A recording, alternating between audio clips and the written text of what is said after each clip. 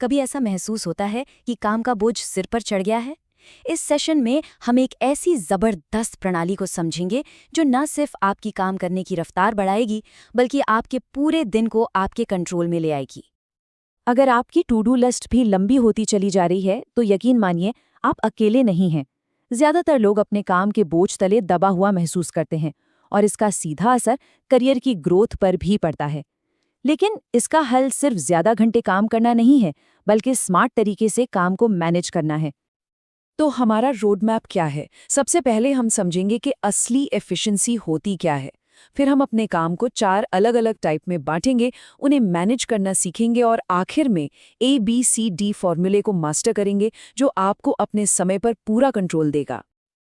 अच्छा, एक बहुत जरूरी बात को समझते हैं। ज्यादा सैलरी और प्रमोशन सिर्फ टास्क पूरे करने से नहीं मिलते। ये इस बात पर डिपेंड करता है कि आप कितने असरदार हैं। मतलब बात क्वांटिटी की नहीं, क्वालिटी और प्रायोरिटी की है।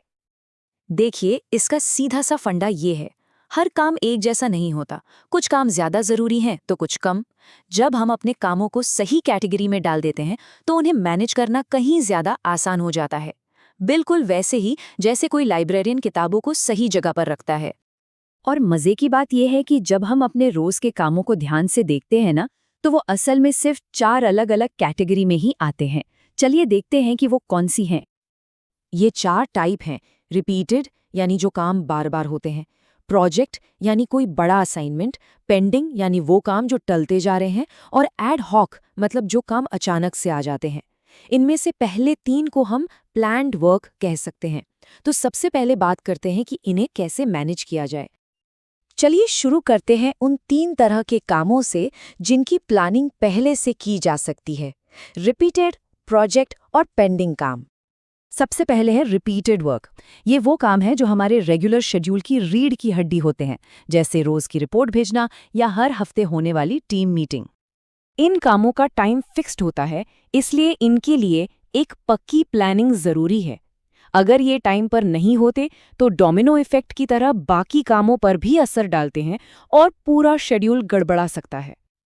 अब आते हैं प्रोजेक्ट वर्क पर। ये बड़े नॉन रूटीन असाइनमेंट होते हैं, जैसे कोई बड़ी रिपोर्ट तैयार करना या कोई नया प्लान बनाना। क्योंकि ये प्रोजेक्ट्स बड़े और कॉम्प्लेक्स होते हैं, इन्हें पूरा करने के लिए एक सिस्टमैटिक अप्रोच चाहिए। मतलब आइडियाज सोचने से लेकर प्लानिंग करने, उसे लागू करने और आखिर में डिलीवर करने तक सब कुछ स्टेप बाय स्टेप होना चाहिए।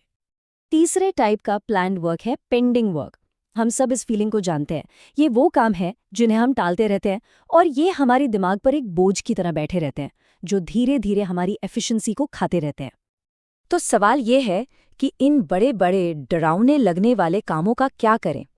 सबसे अच्छा तरीका है कि इन्हें छोटे छोटे मैनेज करने लायक टुकड़ों में तोड़ दिया जाए। बस किसी एक छोटे हिस्से से शुरू कर दीजिए और आपको खुद ही लगेगा कि आगे बढ़ना उतना भी मुश्किल नहीं था जितना लग रहा था। अच्छा, अब बात करते हैं सबसे मुश्किल कैटेगरी की, वो काम जो अचानक से आ जाते हैं और हमारे पूरे दिन का प्लान खराब कर सकते हैं।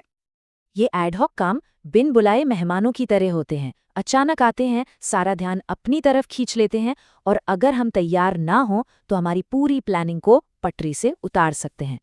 तो इन अचानक आने वाले कामों को संभालने के लिए हमारे पास एक बहुत ही सिंपल लेकिन कमाल का टूल है, ABCD मेथड। देखने में ये मेथड बहुत सीधा साधा लगता है, पर यकीन मानिए इसकी असली ताकत इसकी इसी सादगी में है। ये हर नए काम को 5 साफ साफ कैटेगरी में बांट देता है और हर कैटेगरी के लिए एक तय एक्शन बताता है। अब यहाँ एक बहुत ही दिलचस्प बारीक सी बात है, A और B कामों के बीच का फर्क।